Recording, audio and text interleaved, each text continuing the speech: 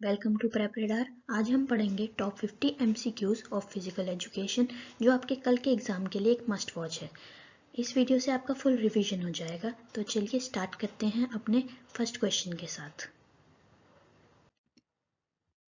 First question है, विच committee is responsible for the reception of guest teams. कौन सी committee responsible होती है guest teams के रिसेप्शन के लिए? तो इसका आंसर हो जाता है option number C, reception committee. Next question देखते हैं। The main objective of planning in sports is. क्या मेन ऑब्जेक्टिव है स्पोर्ट्स में प्लानिंग करने का? तो उसका मेन ऑब्जेक्टिव होता है option number B, to reduce the pressure of immediacy. To reduce the pressure of immediacy. Next question is, in a knockout tournament if 11 teams are participating how many matches will be played. तो knockout tournament में हमें पता है number of matches का formula होता है n-1, जिसमें हम टीम्स n में हम टीम्स डालेंगे 11-1 which is equal to 10. तो option number A is the correct answer of this question. Moving to next question. Which tournament is also known as round robin tournament? Option A knockout, option B league, option C challenge या option D combination. तो इसका correct answer हो जाएगा option B, league tournament. League tournament को हम round robin tournament भी बोलते हैं।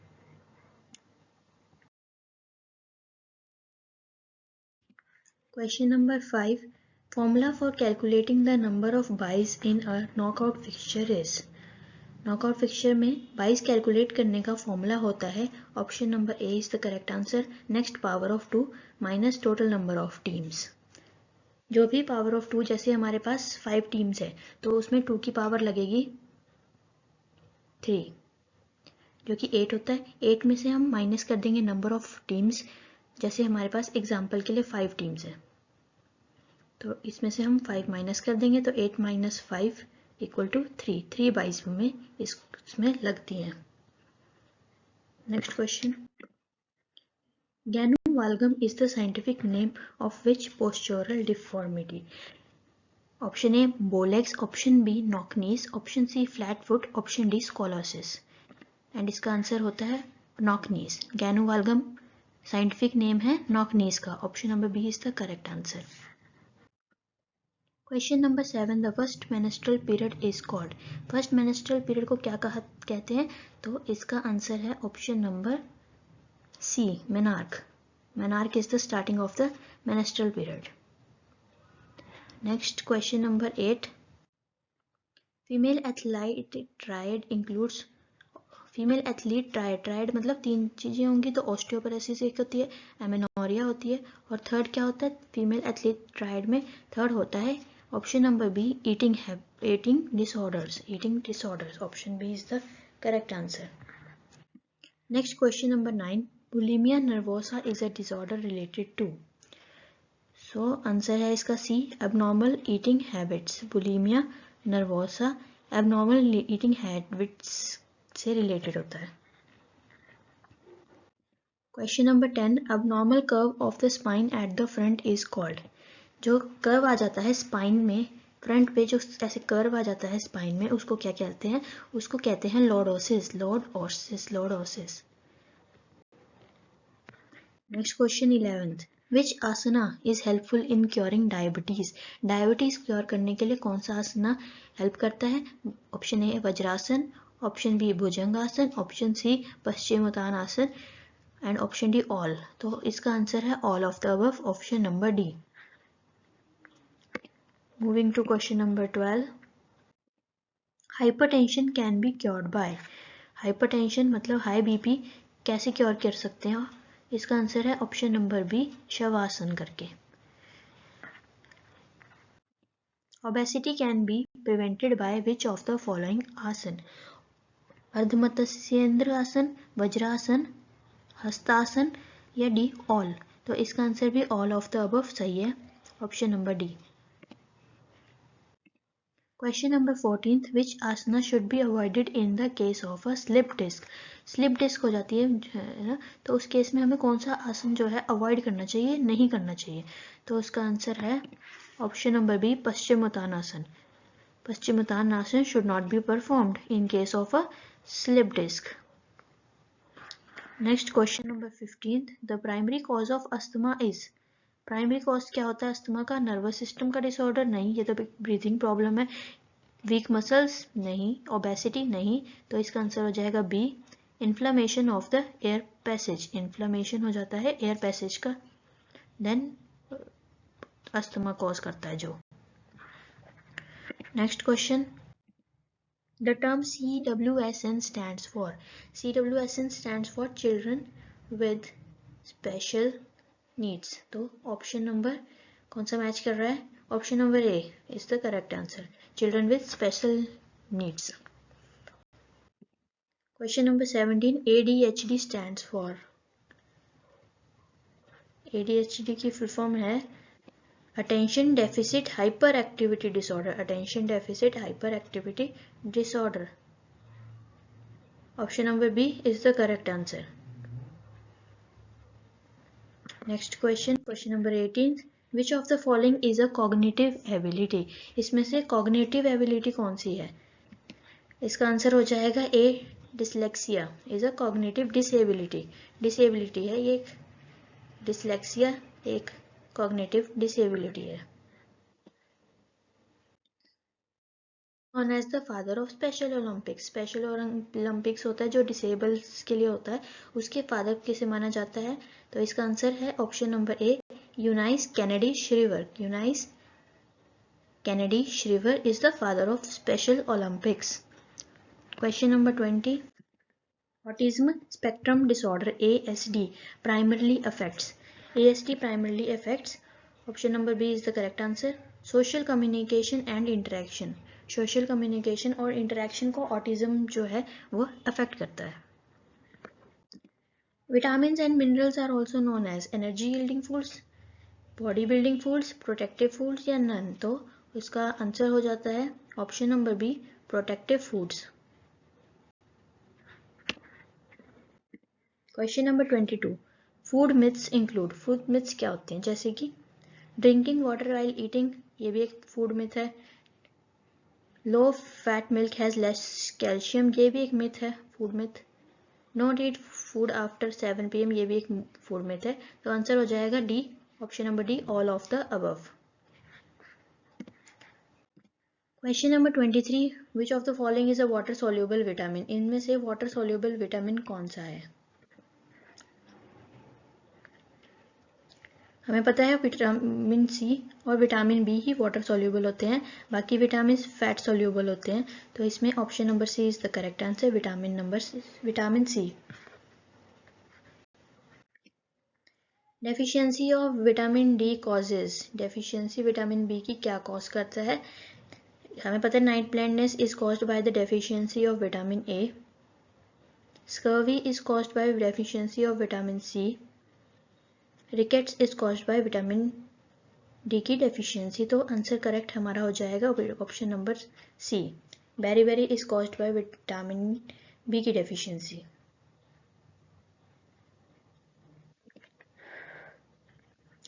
Question number 25, which mineral is required for the formation of haemoglobin. कौन सा मिनरल हमें हीमोग्लोबिन की फॉर्मेशन के लिए चाहिए होता है? तो haemoglobin, option number C is the correct answer, iron चाहिए होता है for the formation of haemoglobin. Question number 26, BMI का formula of BMI body mass index का फॉर्मूला होता है weight upon height, weight in kg and height in metre square. तो option number A is the correct answer of this question, option number A. The sit and reach test is use to major. Seat and reach test जो हम करते हैं वो क्या major करने के लिए होता है? स्पीड, एजिलिटी, फ्लेक्सिबिलिटी या abdominal strength. And the answer, correct answer is option number B, flexibility. Sit and reach test जो होता है वो फ्लेक्सिबिलिटी को मेजर करने के लिए, चेक करने के लिए होता है। Harvard step test measures, Harvard step test जो होता है वो क्या मेजर करता है? बैलेंस, पावर, स्पीड या cardiovascular fitness? So the answer is A, cardiovascular fitness. Rickley and Jones Senior Citizen Fitness Test includes. Rickley and Jones Senior Citizen Fitness Test includes 8 foot up and go test. 8 foot up and go test. Rickley and Jones Senior Citizen Fitness Test include करता है 8 foot up and go test को. Arm curl test for senior citizens measure. Arm curl test जो होता है senior citizen के लिए वो क्या मेजर करता है? It measures upper body strength. Option number B is the correct answer. Upper body strength. What is the normal stroke volume of an untrained adult? जो मतलब कोई फिजिकल एक्टिविटी ज़्यादा नहीं कर रहा है ऐसा एडल्ट की स्ट्रोक वैल्यू क्या, स्ट्रोक वॉल्यूम की वैल्यू क्या होती है? Normally option A 50 to 70 ml, option B 70 to 90 ml, option C 100 to 120 ml, option D 40 to 50 ml. तो correct answer is option number B 70 to 90 ml is the normal stroke volume of an untrained adult. Abrasion जो होता है एक injury है, ये किस चीज़ की injury है? बोन इंजरी है या सॉफ्ट टिश्यू इंजरी है या जॉइंट इंजरी है या नर्वस इंजरी है? So abrasion is a soft tissue injury. Skin पे होती है ना, तो it is a soft tissue injury. Sprain is an injury to. Sprain जो है वो किस पे होती है इंजरी? स्प्रेन में लिगामेंट्स पे होती है. Option number B is the correct answer. Sprain is an injury to the ligaments. The first aid for soft tissue injury is called RICE, option B pride, option C fast, option D price. So the correct answer is option number D price, जिसका full form होता है P stands for protection, R stands for rest, I for ice, C for compression and E for elevation. So price जो होती है वो soft tissue injuries के case में first aid होती है. Green stick fracture is common in. Green stick fracture जो एक टाइप ऑफ फ्रैक्चर है ये कॉमन होता है ओल्ड पीपल में, चिल्ड्रन में, एडल्ट्स में या एथलीट्स में? तो correct answer is option number B, children में. Greenstick fracture is common in children. Newton second law of motion is also known as. तो काफी सिंपल क्वेश्चन है. न्यूटन की सेकेंड लॉ ऑफ मोशन को क्या बोलते हैं? लॉ ऑफ इनर्शिया नहीं, वो फर्स्ट लॉ होती है. Law of acceleration, law of reaction और लॉ ऑफ ग्रेविटी. तो इसका option number B is the correct answer. Law of acceleration. Second law of motion को हम लॉ ऑफ एक्सेलरेशन भी कहते हैं. Next is question number 37. Flexion and extension are movements in which plane? जो flexion होती है मूवमेंट और जो एक्सटेंशन होती है वो किस प्लेन में होती है ये movements? Frontal plane, sagittal plane, horizontal plane और या option D transverse plane. So correct answer हो जाएगा sagittal plane, option number B.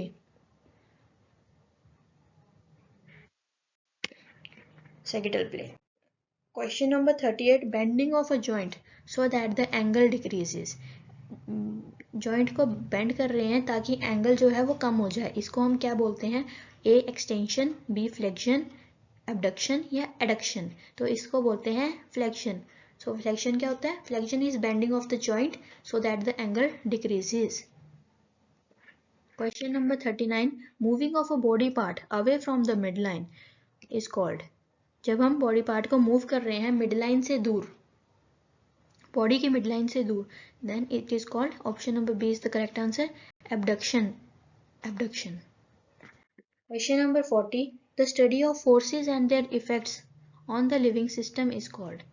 Forces का स्टडी करते हैं जब और उसका इफेक्ट स्टडी करते हैं हम लिविंग सिस्टम्स में. लिविंग सिस्टम के केस में जब फोर्सेस की बात करी जाए तो हमारा option number C is the correct answer, biomechanics. It is called biomechanics. Forces in living system. Biomechanics. Aggression in sports is mainly of how many types? Aggression जो होता है वो कितने टाइप्स का होता है? So it is of 3 types. Option number C is the correct answer. Option number C.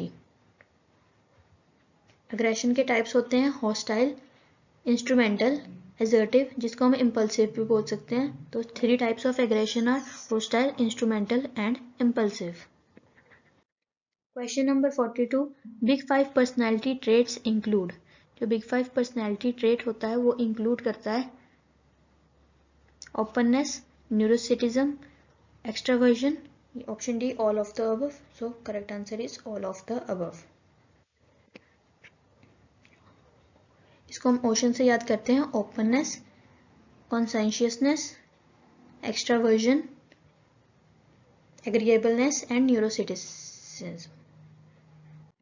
Question number 43. According to Jung, a person who is shy and reserved.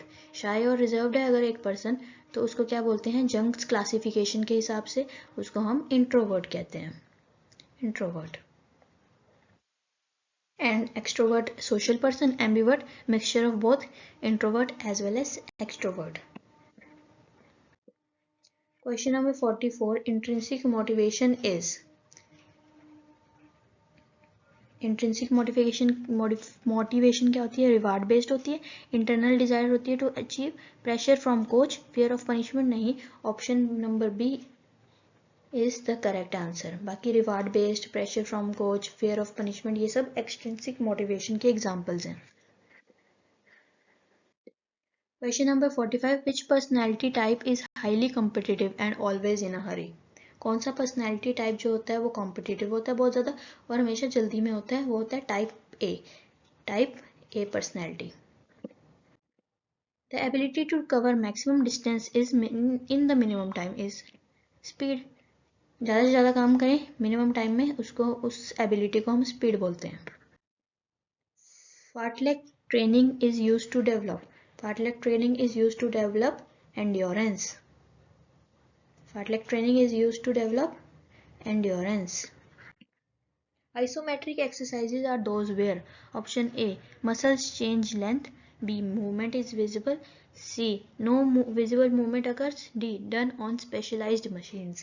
तो इसका करेक्ट आंसर हो जाएगा option number C, no visible movement occurs. Isometric exercises में कोई visible movement नहीं होती है, जैसे कि पुशिंग अ वॉल.